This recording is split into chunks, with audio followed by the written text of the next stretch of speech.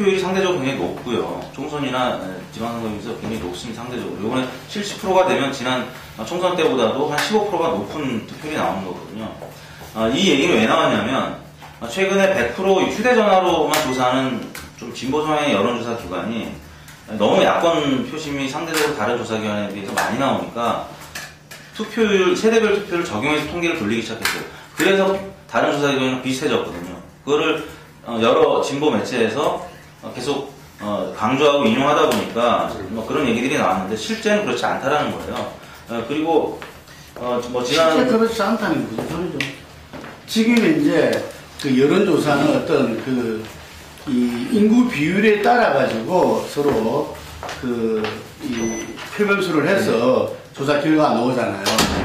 그런데 실제 투표율이면은 그게 그 비중이 틀려요. 왜냐하면 여론조사 자체가 응답률이 떨어지고 있는데 이 응답률이 떨어지면 또 응답을 해주는 분들은 투표할 분들이에요. 투표할 사람들이 응답을 많이 하고. 아니 지금 이 대표는 네. 단순 이 인구 비례에 의한 그 결과하고 네. 실제 투표 결과가 비슷할 것이다. 대선은 제 경험상으로 비슷했어요. 거의 비슷하게 나왔어요. 세대별 투표를 적용하면 너무 보수 후보한테 유리하게 나온다니까요. 근데 저런 차이 실제 예측하고는 그러면 많이 틀릴 가능성이 있어요. 저런 차이는 있을 거예요. 지금 주로 예를 드는 게 지난번 총선 가지고 이제 투표율까지 감안하면 투표 영향력이 20, 30대하고 50대 이상이냐 31대 48 정도 되는 것인데 이번엔 투표율이 15% 이상 높아진다면은 그 정도는 너무 과장된 투표 영향력이다. 그러니까 쉽게 얘기해서 네. 한 20대나 30대 쪽의 투표율이 좀 예상보다 원래 조금 높게 잡았던 건데요. 네. 근데 70 조금 이제 떨어지면서 세대별 투표율에서 그래서 전체 투표율도 약간 이제 그만큼 70 밑으로 떨어지고 이랬을 때 영향이 뭐 마찬가지라는 거예요. 그렇습니다. 대선은 당연히 그럴 때는 뭐 야당 영향이 있지. 그리고 이제 영향률 있는데 그렇게 뭐 과장해서 볼 필요는 없다 이 정도가 맞습니다. 그리고 그 과거 선거에는 숨겨진 야권 표심이 많이 있었어요, 정말로. 근데 요즘에는 숨겨진 야권 표심이 그리 많지 않습니다. 오히려 지난 총선 때는 숨겨진 보수 표심이 많았어요. 그래서 지금 여론조사에는 숨겨진 야권 표심이나 뭐 야권 표심이 그렇게 많지가 않고요. 그때그때 상황에 따라서 열세 정당이 조금 숨겨져 있는 상황이 많은데 지난 총선에는 새누리당이 열세 정당이었기 때문에 보수 표심이 숨겨져 있었고요. 아무튼 대선은 여론조사 그 일반 분포와 관련된 통계를 냈을 때의 결과는 그다지 틀리지 않았습니다. 그리고 안철수 후보 지지층이 지금 상황에서는 제가 볼 때 일시적으로 유보를 하고 있다 뿐이지 결국에는 문재인 후보 지지층으로 상당 부분 갈 거예요. 적어도 50%에서 75% 사이 지금 왔다 갔다 하고 있는데 제가 볼 때는 3분의 2, 한 60, 한 6% 정도는 문재인 후보 쪽으로 갈 가능성이 많습니다.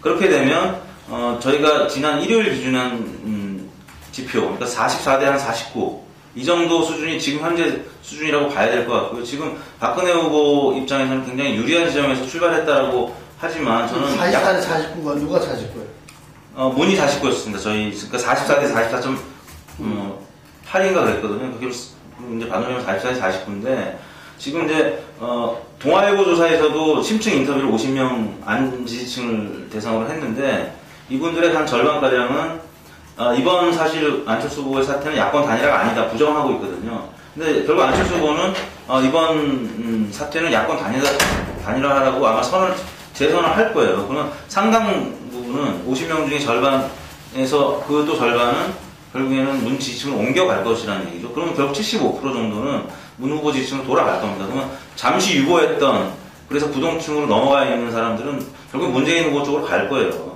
그래서 그 부분, 그 세대별 투표율이 전혀 없지는 않겠지만 그래도 그게 반영이 된다면 지금 여전히 새누리당 입장에서는 굉장히 어려운 선거는 분명합니다. 그리고 누가 이기든 제가 볼 때는 이번 선거는 1% 이내로 판가름 될 가능성이 있기 때문에 지금 판세는 제가 볼 때는 거의 박빙이라고 봐야 되는 것 같아요. 나는 지금 현재 판세에서 박빙은 동의하지 않고 근데 이제 제가 이야기하는 뭐냐면은 이 현재 실제 투표는 10%, 여론조사로 보면은 어떤 한 3, 4%까지, 맥시멈 보면 5%까지도 뒤져 있다 볼 수 있는데, 이 부분에서 안철수 후보가 금방 이야기한 대로 단일하다.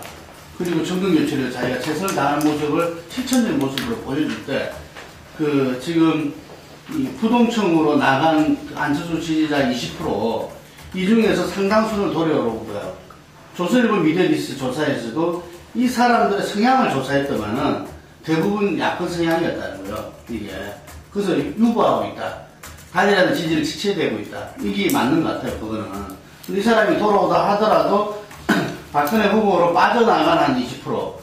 이 사람들은 본래 보수 성향의 어떤 그 사람들이었고, 그거는 그 전에, 사태 전에 여론조사에서도 이미 다 이 지적이 지표로 잡혔던 부분들이거든요. 그런데 그렇게 하더라도, 그래 됐을 때 지금 이제 제가 볼 때는 거의 업 비슷하게, 조사 수치로는 업 비슷하게 되는 겁니다. 그래 됐을 때. 지금. 그런데 지금 캠페인에서 이 선거 전체를 갖다가 좌지우지하고 어떤 이 시대 정신과 선거의 흐름을 이렇게 밀고 나가는 부분에서 제 이야기는 야권의 지금 준비가 너무 안 돼 있다. 네. 이게 그 점 지적인 거죠. 그 부분에 있어서 야권이 좀 사실은 그 MB 정부가 탄생할 수 있는 1등 공신은 참여정부 아닙니까? 그렇죠? 참여정부가 국민의 마음에 멀어짐으로써 MB 정부가 쉽게 된 건데 거꾸로 얘기를 하면 차기 정부는 MB 정부에 대한 심판의 적격이 맞죠. 야권이 주장하는 바가 맞는데 희한한 건 뭐냐면 박근혜를 상대로 할 때 이게 잘 안 먹힌다는데 야권이 고민이 있다고 생각해요. 당연히 이번 대선은 5년간 새누리당 정권에 대한 심판이죠, 이거. 그게 당연한 논리가 안 먹힌다는데 야권의 고민이 깊어지고 있다고 저는 봅니다. 그 왜냐? 뭐 여러 가지 이유가 있겠죠. 어쨌든 당연히 들어야 될 이 약발이 박근혜한테 안 통하는 게 왜일까라는 것이고, 두 번째 문제는 뭐냐면 대형 아젠다의 문제인데, 예를 들어 핵명수도 이전이나 뭐 노무현이 뭐 분권과 거버넌스라는 얘기도 해서 겹치 얘기도 했었고 뭐 이런 폭풍 같은 거 상대적으로 진보적 아젠다가 보수를 일대 혼란에 빠뜨리는 게 2000년 선거였습니까? 그게 없다는 거죠 지금. 그러니까 대형 아젠다가 없다. 정권 교체론이, 정권 심판론이 안 먹힌다. 이 두 가지가 야권 입장에 분명한 아젠다예요. 거기다가 지금 뭐 통계적으로 보면 저는 김동구 대표님 말씀에 좀 동의를 하는 것이, 뭐 우리 이택수 대표는 어쨌든 조사를 전문으로 하는 분이니까 설득이 있더라고요. 하지만 제가 정치판에 있었던 감으로 봤을 때는 김동구 대표님의 판단에 조금 더 저는 동의를 하고 싶고, 그 다음에 이제 또 하나 보고 싶은 게 뭐냐면 에너지 문제인데, 이건 이제 감각적으로 느끼는 에너지 문제인데, 아까 뭐 남재희 의원님 뭐 했는 얘기인데, 2002년도를 우리가 한번 환기를 시켜보면 그 진보 에너지가 엄청나했거든요, 사실은. 그러니까 효순양, 유순양의 죽음, 반미 시위, 그 다음에 월드컵 4강의 에너지라는 게 붉은 악마권, 지금은 2030 비교가 안 되는 에너지가 있어요. 열기로 보면 몇백만 원 차이가 났어요. 열기로 보면. 그 어마어마한 에너지, 진보의 에너지가 있었는데, 2012, 10년이 지난 뒤에 민주당의 문제는 아니지만 통합진보당이 분열되는 과정을 보면 진보의 겨울이 아닌가, 진짜 진보의 겨울이. 그러니까 진보의 에너지가 약하다, 제가 보기에는. 그러니까 뭐 혁명, 뭐 완전 반란의 분위기까지는 아니더라도 이 에너지가 결집이 돼야 되는데, 심상정 후보가 강력력 조건도 내걸지 못하고 그냥 접어버리는, 지지선언을 해버리는, 진보적 강령에 대해서 몇 개를 좀 받아도, 예를 들자면 이런 것도 없이 일방적으로 지지선언하고 빠지는 문제를, 장면을 본다면 야권에서 호재가 없다고 생각합니다. 물론 마지막 남은 카드는 안철수 후보가 적극적으로 문재인 후보를 돕는 뭐 이 장면이 하나의 카드로 남아있겠지만, 그건 정치 이벤트, 큰 이벤트겠죠. 물론 큰 이벤트지만, 하여튼 10년 전과 비교해서 진보 에너지가 너무 약하다는 거, 그 다음에 아젠다 세팅이 잘 안 된다는 거. 아젠다 세팅은 정권 교체가 돼야 되는데, 또 당연한 얘기인데 이 당연하게 잘 안 먹힌다는 거, 이런 부분들이 전체 흐름상 야권이 굉장히 어렵게 지금 출발했다. 그 세대별 투표율과 관련해서 한 말씀 네. 평언하자면요. 그 인지도가, 후보의 인지도가 지지율도 높여주지만 투표율도 높여져요. 그 총선에 우리 지역구에 어느 후보가 나왔는지도 잘 모르는 젊은 세대들은 투표를 잘 안 합니다. 그래서 2030 세대들의 이 선거에 관심은 총선보다는 당연히 대선에 많고요. 대선의 투표율이 올라간다는 것은 세대별로 공이 같이 올라간다는 거예요. 그러니까 총선 같은 경우는 후보를 모르는 상태에서 투표를 안 하기 때문에 후보를 아는, 정치에 관심이 많은 기성층이 투표율이 올라가면 조금 더 올라가는데, 대선은 제가 볼 때 같이 올라가서 이해찬 전 대표가 뭐 대략 이번 선거는 140만 표 이상으로 이길 것이다. 전제는 70%. 근데 그거는 투표율을 제고시키기 위한 어떤 전략적인 캠페인에 불과하지, 실제로는 70%까지 가더라도 야권이 무조건 유리하다고 저는 전혀 보지 않아요. 물론 72%, 3% 이상 되면 야권이 유리하겠죠. 근데 70% 정도까지는 보수적인 560 세대 이상도 투표율이 같이 올라간다고 봅니다. 저는. 현재와 같은 막상막하의 상황에서는. 그렇기 때문에 단순하게 투표율이 70%까지 올라간다라고 했을 때 140만 표 이긴다. 140만 표면 한 4% 넘게 이긴다는 거거든요. 그거는 지나친 낙관론이고 혹시 지더라도 2030 세대 투표율이 나서 진다는 것도 지나친 어떤 걱정이다 이렇게 저는 생각을 합니다. 네. 저는 아까 안철수 지지층이 이제 이탈, 분석에 대해서 저는 물로한테는 좀 심각한 문제 아닌가 저는 좀 그렇게 판단하는 입장이에요. 뭐냐면은 지금 일단 이제 안철수 아까 이제 이 대표 얘기처럼 안철수가 그래도 이제 다시 나타나가지고 정권 교체를 위해서 정부 후보를 지지하자 이렇게 이제 호소를 이제 한다 했을 때 그때 아까 얘기처럼 한 부동층으로 간 쪽에서 한 3분의 2 정도는 다시 가는 게 가능하지 않을까 싶어요. 제 생각에도 모르겠어요. 근데 이제 또 박근혜 후보도 아마 그 층을 겨냥해서 아마 대단히 공세적이고 좀 특단의 공약들이 나올 거로 예상이 되거든요. 아마 그 정치 쇄신과 관련해서 또는 자기 기득권 포기 관련해서 아주 세게 나올 것 같고 바로 그 지점을 향해 가지고 그렇게 보면은 아마 3분의 2가 좀 안 될 수도 있겠다는 생각도 이제 들긴 드는데 아무튼 좀 더 많은 부분에 그거 간단히 치더라도 박근혜 후보한테 지금 가버린 한 25% 정도 이쪽은 아무리 안철수가 지금 나서서 얘기를 한다 하더라도 별로 그렇게 크게 영향 주긴 어렵다 이렇게 봐요. 그러니까 거기는 기본적으로 원래 민주당이 이제 싫었는데 안철수라는 인물 보고서 그래도 박근혜보다 안철수가 좋다 해서 왔던 사람인데 이제는 그거는 이제 한번 간 쪽은 박근혜 후보한테 간 쪽은 이제 다시 돌아오기는 대단히 좀 어려울 것 같고 그렇게 보면 이제 그동안에 사실은 단일 후보가 정상적으로 돼도 51대 49일 거다 이렇게 예상들을 많이 했던 건데 그 구도에서는 그 정도의 어떤 변화라고 한다면 이건 상당히 좀 이제 판세 자체가 달라질 수 있는 좀 큰 부분 아닌가 저는 이제 생각을 이제 하고 저는 그래가지고 이게 흔히 이제까지 51대 49 누가 이기든 간에 51대 49가 될 거다 얘기해왔는데 이게 51대 49가 아닐 수도 있지 않겠는가 그러니까 좀 더 차이가 더 벌어지는 결과가 나올 수도 있지 않을까 저는 지금 현재 그걸 봐야죠. 네. 그리고 지난 총선 때 민주당 등 야권에서 1대 99%를 이야기했어요. 그 1%의 특권층에 나왔습니다. 99%를 위한 정의당 99%를 이룰 후보 뭐 이렇게 총선 때 그걸 했는데 지금 100% 대한민국을 박근혜 후보가 이야기하는데 거기에 대한 대응을 거의 못하고 있어. 예를 들면은 100%에 대해서 1%, 90% 나누려고 하니까 이게 좀 거하게 보였던지 현재 지금 경제민주화의 본질이 이제 그거라고 봐요. 1% 특권층을 위하지 않고 전체 나라와 국민을 위해서 어떤 이 경제도 하고 복지도 하고 하는 게 경제민주화의 그 본질 아닌가 싶은데 그럴 때 정확하게 그 99%를 위한 이 나라, 99%를 위한 대통령 예를 들면 이렇게 나와야 되는데 그런 부분에 대해서 도대체 어떤 이 이슈화라든지 어떤 정선을 갖다 전혀 형성하지 못하고 있다. 지금 민주당이 아까 말한 대로 그 MB 실정에 대해서 이야기하려고 하니까 박근혜가 지난번에 야당 당수처럼 이미지가 돼 있기 때문에 상당히 어려운 측면이 있죠. 하지만 그렇더라도 어쨌든 MB가 출당하지도 않은 상태에서 MB랑 손잡고 저는 얼마든지 그거는 이 현재 MB를 정권을 갖다가 대승하는 차원에서 저는 그 세력이 전부 다 MB 정권 세력이잖아요. 그래서 그런 측면에서 오히려 효과적으로 못하고 있기 때문에 그런 거다.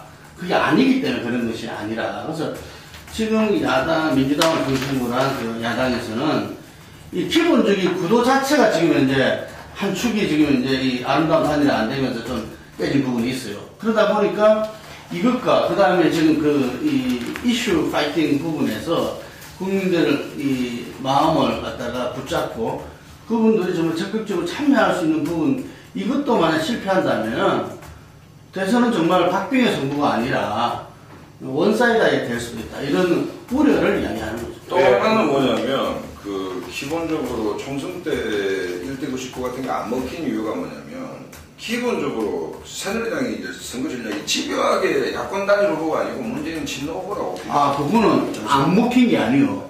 수도권에서 먹혔어요. 그러니까 잠시만요. 네. 그러니까 지금 새누리당의 전략이 일종의 네거티브인데 문재인의 그 프레임을 친노로 가져올 겁니다. 친노 시즌 2. 그다음에 오늘 조선일보도 뭐 예, 노무현 시즌 예, 잠시만요. 프레임 얘기가 나왔어요. 그러니까 그렇게 가두려고 할 것인데 그럼 안 갖춰야 되는 것이죠. 안 갖춰야 되는 것인데, 그러니까 뭐 안철수 후보가 뭐 용광로 선대위, 국민은 내방식 선대위 뭐 얘기를 하지만 정작 지금 민주당 내에 에너지도 못 모으고 있다 지금 문재인이. 쉽게 말해서 민주당의 범비노 진영들의 발장 낀 형세가 상당히 오래됐어요 이게 지금.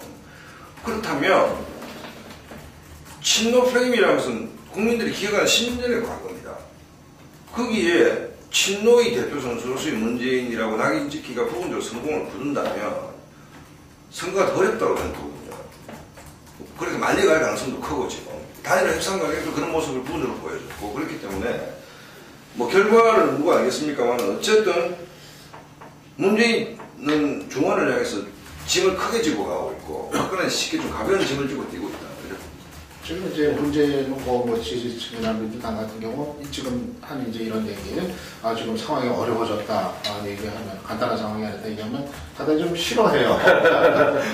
왜 이제 그 기편이었냐 해서 반발도 많고 이제 뭐 이제 그러는데, 근데 저는 기본적으로 냉정하게 상황을 있는 그대로 직시를 해야 된다고 생각을 하고요. 그래야 비로소 그 이후에 대한 대처 방법도 제대로 나올 수가 있는 거기 때문에 저는 그걸 일단은 좀 직시할 필요가 있다고 보고, 상당히 고단위 처방이 없으면은 이거는 참 넘어서기가 어려운 지금 상태다. 예를 들면은 정말 더군다나 박근혜 후보가 가만히 있는 게 아니잖아요. 문재인 후보만 뭐 앞으로 남은 기간 동안 상승할 수 있는 것도 아니고 박근혜 후보는 가만히 있는 게 아니란 말이에요. 뭐 아주 상당히 부동층을 흡수할 수 있는 아주 파격적인 것들을 이제 내놓을 거고, 그러면은 문재인 후보가 뭘 해야 될 거냐? 정말 특단의 상상을 넘어서는 그런 것들을 내놔야겠죠, 당연히. 정말 뭐 과감하게 민주당의 거든 아니면 문재인 후보의 거든 내려놓을 수 있는 건 정말 다 내려놓겠다는 그런 어떤 메시지를 분명하게 보여줘야 될 거고, 뭐 안철수에 대해서도 뭐 안철수가 빠지면은 이거 안 된다는 건 뻔히 지금 이제 드러난 사실인데,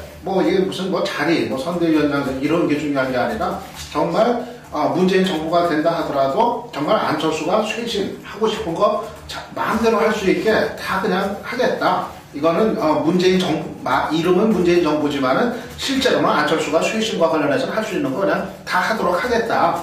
예를 들면 그런 메시지로 전달이 될 수 있는 거, 아마 고강도의 어떤 특단의 좀 이 방안들이 나와야 저는 이 흐름을 막을 수 있다고 그렇게 봅니다. 네, 지금 이제 한 10분 안에 두 가지 정도 쟁점을 얘기해야 되겠는데, 아까 박상원 박사가 그런 얘기 했죠. 그 친노 프레임의 저석을 벗어나기가 쉽지 않다. 공격했을 때라고 얘기했었는데, 25일 날 문재인 후보는 그 후보 등록했던 날 여러 가지 회견문 내용을 보면은 낡은 정치 세력으로 박근혜 후보 진영을 규정을 하고 미래 세력, 새로운 정치를 주체로 해서 프레임을 만들려고 하는데, 그게 어떻게 조금 먹힐 가능성이 있을까요? 아니면 어떤 조건 속에서 가능할까요? 어떨까요? 안철수가 결합되지 않으면 상당히 어려운 거죠. 네. 그 규정하더라도 이게 글쎄요. 오히려 지금 새누리당에서 새누리당도 국회 세력적인 미래 세력으로 똑같은 쟁점을 지금 얘기하고 있어요. 하고 있잖아요. 예. 지금. 근데 새누리당이 그렇게 할 수 있는 그 자신감, 당당 자체가 저는 상당히 이번 선거에 그게 뭐 맞다 그러다를 떠나서 자기들 그렇게 할 수 있나 없나를 떠나서 그런 당당함 자체가 이번 선거에서 그 초반 기세를 좀 뺏긴 거 아닌가 이런 생각이 드는데, 정말 미래 세력으로서 자리 잡으려면 저는 유학사 의견을 100% 동의하는데 결단을 해야 됩니다. 결단은. 뭐 어떤 측면에서는 사람들이 볼 때 최근에 비례대표 의원직 내놨는데 비례대표 지역구 그 당시에는 잘 안 중요할 수 있어. 국회의원직을 내려놓겠다. 자기 이번이 마지막이다. 배수진을 치고 박근혜 후보 나왔는데, 이게는 예를 들면 뭐 보니까 아직까지 국회의원이고 뭐 대선에 당선되면은 사퇴한다고, 그게 지역 국민한테 약속했기 때문에 한다고 이런 걸 제가 얼핏 봤어요. 거기다가 지금 이제 그 최고위원들 지도부 다 사퇴했잖아요. 그 지금 그 대행을 하고 있어. 당대표 대행을. 예를 들면 그런 기사도 봤어. 그 비문청에서 민주당 비주류에서 과연 문재인 후보가 내려놓은 게 뭐냐 기득권을. 그런 지적이 많죠. 최근에 와서 더불어. 네, 그런 비판도 많고. 그래서 할 수 있는 어떤 결단이 뭔가. 예를 들면 그토록 요구했던 안철수의 어떤 정치 쇄신이라는 게 일단은 기득권 내려놓기거든. 정치인들의, 예, 정치권을. 예. 그랬을 때 그 부분에 대해서 저는 참 정말 그 조정 문제, 국회 연수 조정 문제 가지고 참모들이 아마 그거를 건의하고 그걸 했다 하더라도 그건 해서야 되지 않은 부분들이었다.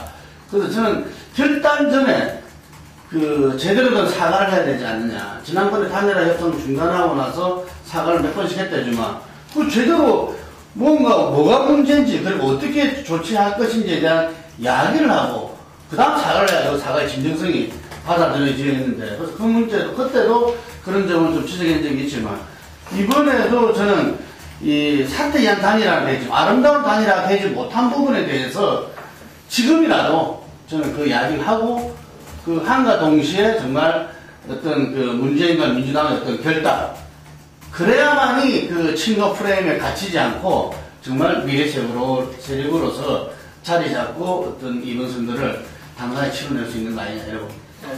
어떤 이른바 친노 지지층 중에서는 이런 그 사태 상황이 발생하기 전에도 안을 무시하고 뚜벅뚜벅 가는 게 필요하다. 뭐 그런 식 주장을 지금도 하고 있는 사람이 있던데요. 지금 김능구 대표가 그 사례 얘기했지만요. 이번에 문재인 후보가 의원직 사퇴를 안 한 거, 그건 참 좀, 저도 그거 보면서, 여전히 지금 주저하고 미적거리고 초유의 이건 다 받았거든요. 대선 후보 의원직 사퇴 안 하는 건 처음. 박근혜 후보는 지금 90년대 있긴 했었죠. 박근혜 후보는 이제 사퇴하고 다 이제 걸었는데, 그러면 문 후보가 굳이 사퇴를 안 하는 이유는 뭔가, 이거 생각을 하게 된단 말이에요. 패배했을 때 상황을 염두에 두고 있구나. 그거를 염두에 안 두면 사퇴를 안 하는 이유가 없거든요. 뭐 지역구금에 얘기하지만은 지금 지역구금이라고 약속이 지금 얘기가 될 그런 지금 차원이 지금 아니란 말이에요. 지금 한 나라의 대통령을 지금 뽑는 대통령이 되냐만 하는 지금 이런 판인데 여기서 지금 의원직을 유지하겠다는 일단 뭐 포석을 좀 깔아놨다 하면은 그러면 이게 패배했을 때를 염두에 둬서 그때 의원직은 갖고 있던 얘기야. 이렇게 해석이 될 수밖에 지금 없단 말이에요. 근데 우리가 지금 문재인 후보가 이 단일 후보가 되는 과정이 어떤 과정을 거쳐서 됐는지 이걸 뻔히 다 알고 있는 마당에 적어도 패배했을 때는 아주 정말 자신이 정말 정계 은퇴라도 불사하는 정말 책임을 지겠다 이렇게 결연하게 나와야 되는 건데 여기서 의원직 사퇴를 그냥 하지 않고 그냥 간다. 참 이 장면도 좀 아까 얘기한 내려놓기 차원에서 봤을 때 그럼 대단히 미흡하다 저는 그렇게 생각해요. 박근혜 후보는 비례대표 의원이고 문재인 후보는 지역구 의원이라는 점에서 그거 사실 크게 연연해야 할 건 아니라고 봅니다. 문제는 새누리당 쪽에서 만약에 문재인 후보가 지역구 그 의원직을 사퇴하면 가만히 있겠어요? 제가 볼 때는 전략적으로 캠페인상에서 또 여러 가지 정말 작은 부분인데 지역구 구민들과의 약속을 저버리고 또 손수조 후보가 지금 그쪽 지역에서 유세에서 사회도 굉장히 큰 역할을 하고 있습니다. 손수조 후보가 가만히 안 있을 것 같아요. 전략적으로 김두관 지사가 지난 경선 때 사퇴하고 나서 여러 가지 지금 부작용이 나타나는 것처럼 그런 부분을 우려해서 그렇지 그 의원직에 연연해서 나는 그런 기득권을 못 내려놓고 그런 차원의 성격은 아니라고 보거든요. 제가 뭐 문재인 후보의 그 생각을 사람마다 예. 본인 생각하는 게 소수야. 아니요, 저는 그래요. 그거 갖고 있어서 뭐 하겠어요. 그리고 문재인 후보는 이번에 대선에서 안 되면 제가 볼 때는 다음은 오히려 안철수 후보보다 기약하기가 어렵다고 보거든요. 그건 당연한 아니 그러니까 이태수 대표 말도 쓸데기 있는데 문제는 뭐냐면 그러니까 새정치 공동선언을 신주단지듯이 모시겠습니다. 이거 진짜 다음 정권에서 무조건 이거 하겠다라고 안철수를 꼬시는데 기득권 내려놓기가 새정치 뭐 핵심이라고 하면 장수가 배수진을 딱 치고 나가는 것과 뭐 디테일하게 보면 그럴 수 있어요. 사상 주민들한테 손수하면서 저 계속 한다는데 제가 그만두고 뭐 이렇게 할 수 있지만 그건 아주 미세한 부분이고 두 번째는 뭐냐면 어이없는 부분이 후보가 당 대표 권한대행을 맡고 있는데 손학규도 있고 예를 들어서 같이 경쟁했던 뭐 하다못해 백수된 저 경남도 김두관이도 있고 뭐 다 있으면 흔쾌히 비주류 비노진영에게 당 맡아라 하면 되는 거예요 이게. 저희가 뭐 권한대행에서 뭐 할 거예요 지금 도대체. 그런데 하여튼 어떤 느낌을 내가 갖느냐 하면 이건 그냥 개인주관적인 느낌인데 뭔가 이게 시행이다. 뭔가 상황을 객관적으로 못 보고 있다. 그러니까 사람이 우리가 부도나는 사람들 보면 아니 제가 아예 그거 안 된다라고 하는데 형님 사망한 사람 알잖아요. 부도 그러니까 거기를 간다고. 그러니까 내가 뭐 그래서 잘 됐다는 얘기가 아니고 그러니까 뭔가 상황을 객관적이고 명정하게 좀 못 보는 거 아니냐. 그러니까 상식 밖의 정치적 스텝이 너무 좀 많다는 느낌이 있습니다, 확실히. 예, 지금 뭐 시간이 2, 3분 남았는데 하나만 더 이제 관련 정보 페이지. 지금은 이제 후보자 중심의 얘기했었는데 유권자 바닥으로 봤을 때 무슨 뭐 스펙트럼상의 중도층이라든가 아니면은 그 부동층이라든가 지역적으로는 지금 수도권에 조금 뭐 움직임도 있어 보이고 해서 그런 걸 유권자 중심으로 했을 때 어떤 변화라든가 또 후보층에서는 전략이 어떤 방향으로 지금 예상되거나 필요한가 이번 점에서 마저 좀 정리 좀 해주죠. 최근 지표상에서 일부 언론에서 40대 혹은 수도권에서 박한테 넘어갔다. 근데 이제 저희 지표상에서는 아직 수도권이나 40대는 여전히 문 쪽이고요. 네. 그거는 결국 부동층의 규모가 서로 조사기관마다 달라서 그런데 부동층이 커진 쪽은 이게 상대적으로 문 후보의 지지층이 부동층으로 갔기 때문에 박근혜 후보 지지층은 지금 지지율은 거의 큰 변동이 없어요. 어느 조사기관이든지. 결국 문 후보 지지층이 부동층으로 많이 빠져나가 있는데 아무튼 이분들은 상당 부분이 문재인 후보를 지지할 분들로 저는 보기 때문에 수도권이나 뭐 40대가 박한테 돌아섰다. 이거는 섣부른 판단 같고요. 안철수 후보는 뭐 향후에 그 재보궐선거에서 의원직을 해야 된다는 어떤 이제 정치를 계속 하려면 그런 강점도 있긴 합니다만 제가 볼 때는 제가 안철수 후보라면 그리고 제가 봐왔던 그 안철수 후보 입장에서 본다면 국회의원직은 그다지 관심이 없을 것 같아요. 워낙 이 정치권에 대해서 그 여러 가지 우려나 환멸을 갖고 있었던 분이라서 결국에는 문재인 후보가 사과하고 진정성 있게 다가가려면 차기 대권에 대해서 어떤 보장을 해주거나 도움을 준다라는 어떤 구체적인 의사 표현이 있어야 됩니다. 왜냐하면 정몽준 후보도 결정적으로 틀어지고 지지 처리를 했던 거는 차기 대권에 대해서 갑자기 뭐 우리한테는 정동영도 있고 추미애도 있고 등등 얘기를 하면서 틀어진 거였거든요. 안철수 후보는 무조건 5년 후를 노릴 수밖에 없어요. 뭐 국회의원 그거에 대해서 얼마나 관심이 있겠습니까? 총선도 아직 많이 남았는데 이게 재보궐선거에서 자기가 국회의원 되는 건 별 의미가 없다고 봅니다. 총선에서 적어도 이 교섭단체를 구성할 수 있을 정도의 의원을 자기가 확보할 수 있다면 자기를 포함해서 한번 출전을 하겠지만 그게 아니라면 5년을 기다리는 그런 입장이 더 유효하고 대통령 후보를 언지를 준다 이게야말로 구태정치죠. 저는 그거 요구할 턱도 없고 그렇게 할 수도 없는 거고 두 번째 국회의원직에 대해서 생각이 좀 다른 것 같아요. 방송기자 클럽인가 어디에서 뭐 뭔가 아쉬운 점 이런 거 물어보니까 국회의원도 하고 뭐 좀 이렇게 정치를 좀 알았으면은 이런 아쉬움이 있다 이런 표현을 했대요. 그리고 진짜 최측근으로부터 내가 들은 이야기인데 부인한테 들었어요? 보궐선거에 대해서 이게 내년 보궐선거에 좀 기대를 좀 갖고 있어요. 이게 오케이. 네, 그리고 내가 좀 물어보고 싶어요. 그 뭐냐면은 그 20% 정도 안철수 지지층이 박근혜한테 갔는데 박근혜 지지율은 별 차이가 없다 다 나와. 그 전 조사하고 그 사람들이 어디 갔다 이거지. 그거 어떻게 부동층으로 많이 간 건데요. 지금 이제 아니 안철수 지지층에서 각종 조사에서 보면은 55%가 문 지지층으로 가고 문 지지로 가고 20% 정도가 박 지지로 가고 20%가 부동층으로 갔다는데 그 박한테 20%가 안으로부터 왔으면은 올라가야 될 거 아니야. 그게 좀 미미하게. 그게 이미 그 전에 이미 반영됐거든. 뭐 아까 했던 거고. 그러냐 이제. 좋아. 약속대로 우리도 이제. 아니 조금 더 해야 돼. 그 다음에. 아니. 만약에 하나 더 물어보려고 그래. 끝낼 시간이에요. 끝낼 시간. 아니 부동층이 딴 데는 한 20% 정도인데 이게는 10% 정도거든. 저희 지금 뭐 7, 8%밖에 안 돼요. 저희는 부동층이 많이 안 늘었어요. 이번 사태로 인해서. 왜 그런 거야? 왜 딴 데하고. 왜 그러냐면. 이런 게 조사가 지금 이번에 지금 튀어 지금. 정진홍이네 저기죠. 궁금해서 물어봤는데. 항상 어떤 변곡점이 있을 때는요. 자동응답 방식이 선행지표예요. 그거는 제가 이 여론조사를 15년 동안 ARS가 선행지표다. 예, 결국에는 이 자동응답 방식 이 패턴으로 항상 따라오거든요. 지금 그 현재는 소극적 지지층이 전화 면접원들한테 사람들한테 응답할 때는 나 누구 지지하는지 얘기하기 꺼려해요. 근데 마음속에는 있기 때문에 그냥 버튼을 누르는 거란 말이에요. 비밀 투표에서. 결국 이 패턴이 저는 맞다고 보는 거예요. 네, 좋습니다. 개인적으로 각각 20초 발언 기회를 드릴게요. 20초 발언 내용은 향후 대선까지 가장 중요한 변수 또는 이거 지금 마지막 얘기하던 쪽 아니에요? 두 명 마지막 네, 얘기하고 네. 여기 빼버려서 마지막 얘기 빼버려요. 이제 두 명만 같이 마지막 얘기하면 네, 오케이 같이 뭘 다시 지금 처음부터 또 이 박사님 말씀 맞습니다. 하여튼 그 마지막 부분은 그 두 분께서는 향후 가장 중요한 변수 또는 각 후보가 승리하거나 향후 한국 정치가 잘 되게 딱 주문하고 싶은 건 한 가지씩 얘기해 주시죠. 저는 딴 얘기하고 싶은데 하세요. 마음대로 아까 그 얘기 꺼내가지고 공수한 땅.